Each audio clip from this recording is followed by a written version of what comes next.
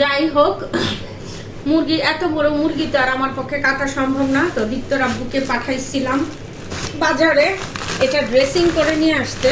যাই হোক, মুরগিটা তো ড্রেসিং করে নিয়ে আসছে, কাটাই নিয়ে আসছে কিনা আমি জানি না। আমি বলছিলাম কাটাই নিয়ে আসতে, এখন বের করে দেখি। ওমা, মুরগি! আমি বলি মুরগি এত ওজন কেন, 10 কেজি হয়ে গেল মুরগি?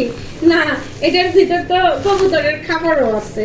তো এই যে আবার মেয়ের জন্য কলাও নিয়ে আসছে, ড্রেসিং করতে গিয়ে সামনে পাইছে হয়তো নিয়ে আসছে। আর মারিয়ামের এই কলাটা খুব বেশি পছন্দ, চাম্পা কলা, এই কলাটা অনেক বেশি পছন্দ।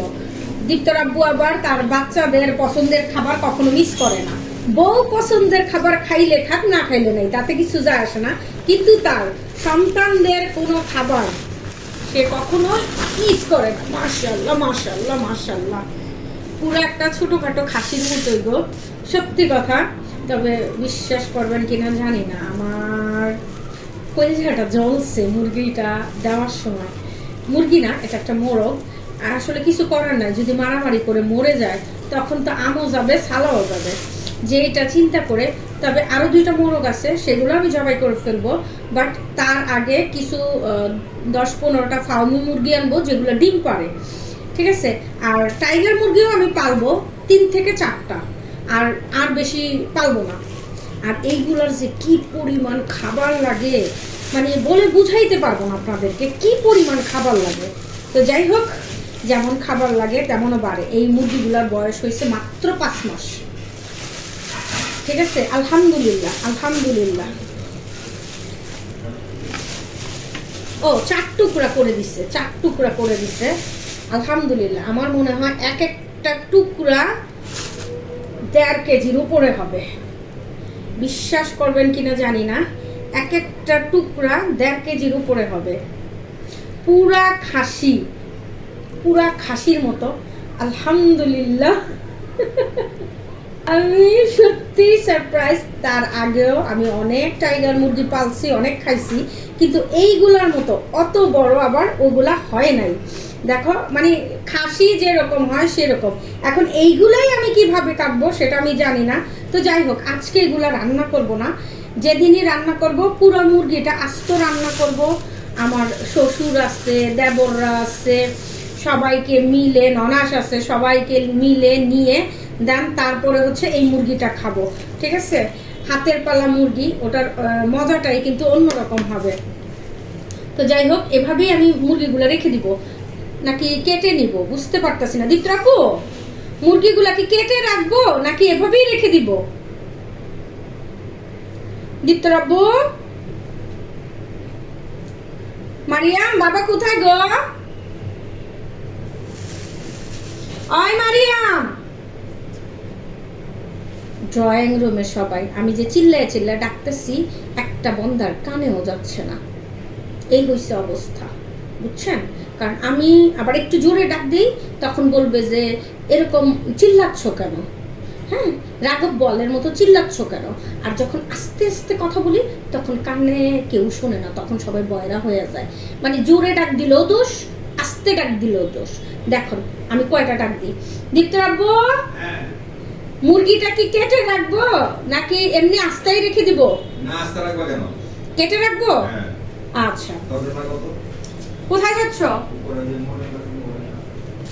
ও, আবার সে ছাদে যাচ্ছে।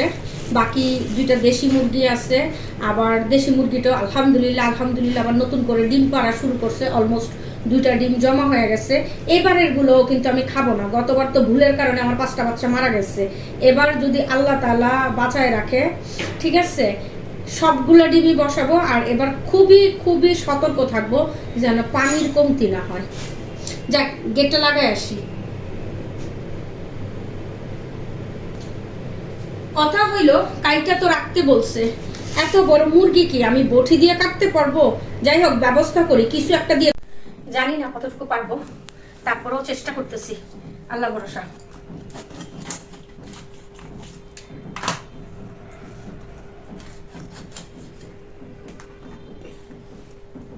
এটা কি কাটা যাবে?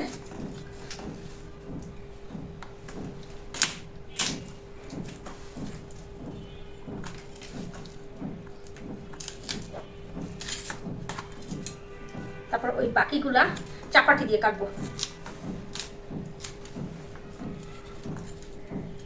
তো মনে হয় চাপাটি দিয়ে কাটতে হবে। আমার তো মনে হচ্ছে,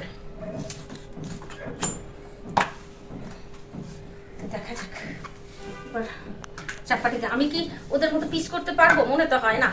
রানটা এত বড় রাখো একটা। কার জন্য? একটা এত বড় রান কখনো ইয়া হবে না, কি বলে মাংস মশলা ঢুকবে না রে বাবা। এই ছোট ছোট স্ট্রাইপ করে দাও যেন ভিতরে ঢুকে যায়। আচ্ছা নেক্সট মোরগগুলো এরকম একটা রান তোমার, ঠিক আছে? এবারের গুলো তো দাদা টাদা সবাই খাবে না। রাইট, ইয়েস, পারছি পারছি পারছি। ক্লিন স্লাইস ছিল। হ্যাঁ, তো একটু কেটে কেটে তারপর হচ্ছে স্লাইস করতে হবে। আমার কাটাকুটি দেখলে আমি চিন্তা করি আগে কি ভবিষ্যতে কি আমি কষাই বংশের ছিলাম? হ্যাঁ রে, না দেখছো কত সুন্দর কেটে ফেলছি। আল্লাহ ভরসা।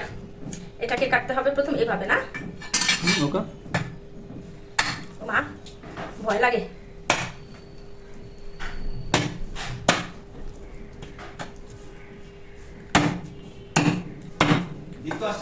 হ্যাঁ, ডিম পারছে? নিয়ে আসো দেখি, নিয়ে আসো মা, নিয়ে আসো। যাই হোক, এই নিয়ে হচ্ছে আমার দেশি মুরগির 3 নাম্বার ডিম।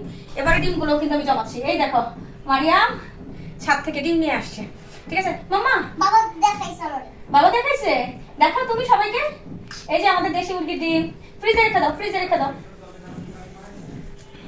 মা এখন 3টা ডিম হয়ে গেল। হ্যাঁ মা, 3টা ডিম হয়ে গেছে। মাংসটা ঠিকই কাটা যাচ্ছে, কিন্তু হাড়গুলা কাটা যাচ্ছে না,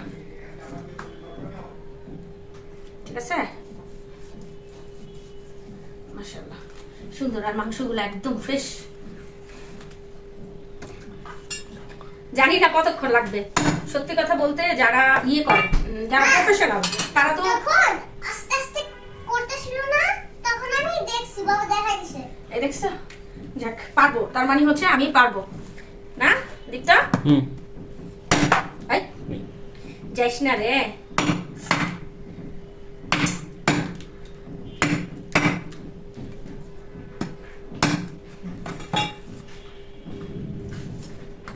পেরে গেছি ইনশাআল্লাহ। হ্যাঁ, এটা আবার পারফেক্ট হয়েছে।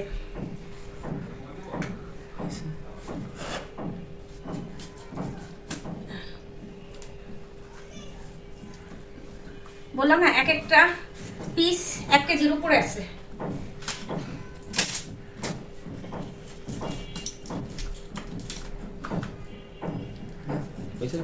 দাঁড়াও, এই রানটা কেটে নেই, তারপর বাদ দিয়ে দিবা।